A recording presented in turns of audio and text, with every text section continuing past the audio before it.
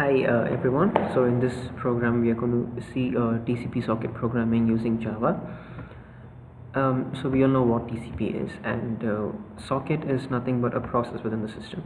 Each process has its own socket through which it can communicate within the system with other processor or with other processors in a remote system, say a server.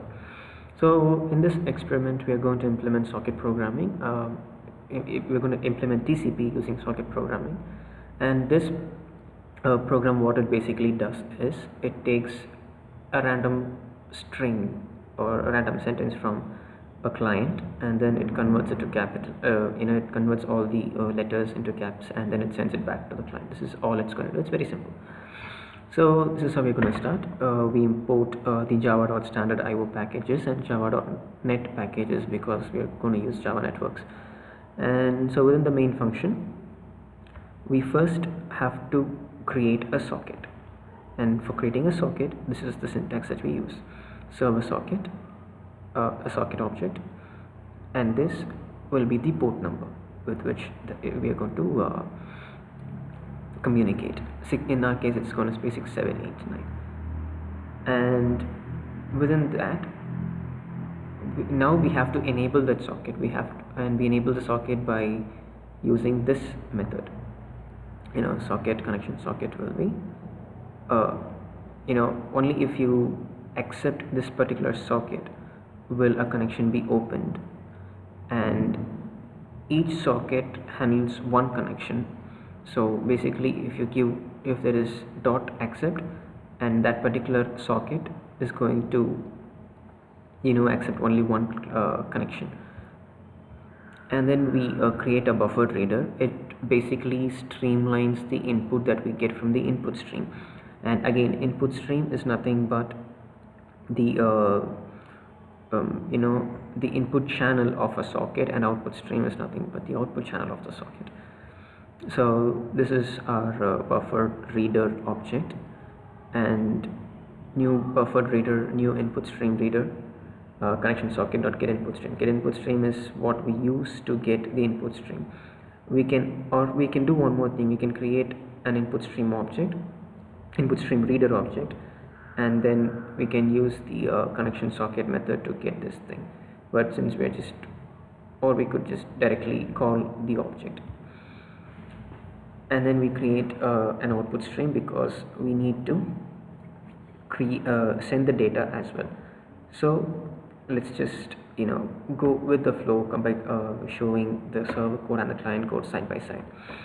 So now we have created the socket, and by accepting you enable the socket, and now the socket is listening in this particular port number.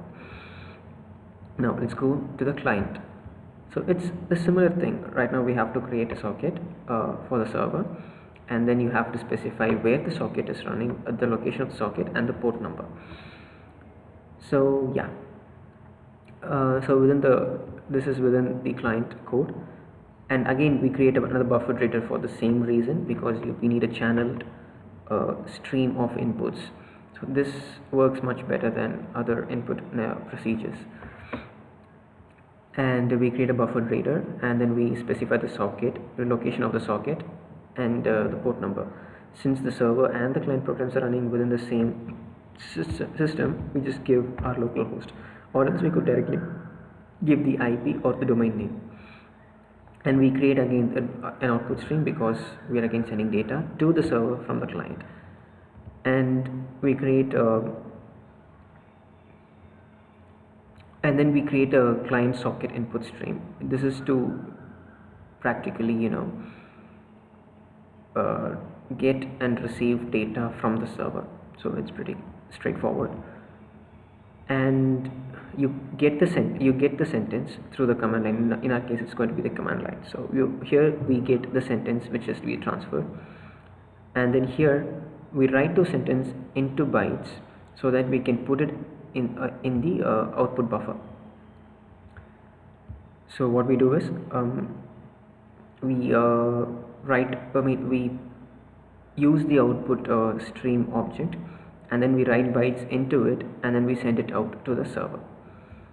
So now what happens is server will be listening through this port, And once a request is received, as soon as the sentence that we sent from the client side is received by the server, here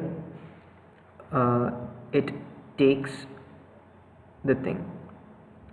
It receives the it receives the packet sent from the thing, and then we just get the data by in this line. Here this one is the input buffered reader, and this is used to read line. Basically, if there is a long paragraph or anything involved, we use read line in string manipulations to read such kind of data. And now we get the sentence. Here we print it, and then here we capitalize the sentence, and again by using the output buffer reader output data stream object, we write it into the output data stream back to the client. And here again it receives in where does it receive, where is it, yeah, again it gets it, this particular line packet that we sent is received in this line, and this will still have the thing, and this will have the actual data along with the normal packet. And here we read it using the input buffered reader, and then again with the same read line for the same reason that I mentioned previously, and then we print it, and then we close the socket. So this is pretty simple. This is how we establish TCP. And now let's run this program and see how it works. So the class for server is TCP serve, and class for client is TCP client. So let me straight away get into it.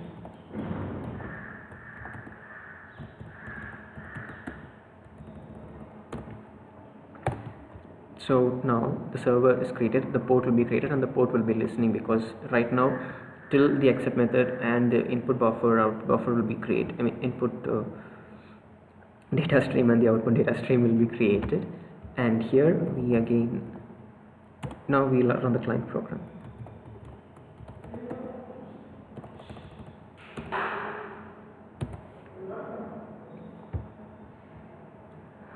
So yeah, now the client program is also running. So let's enter a random data. And now when we click enter, this will be sent in the output stream of the client, and then it will be sent to the server. So let's see if the server gets it.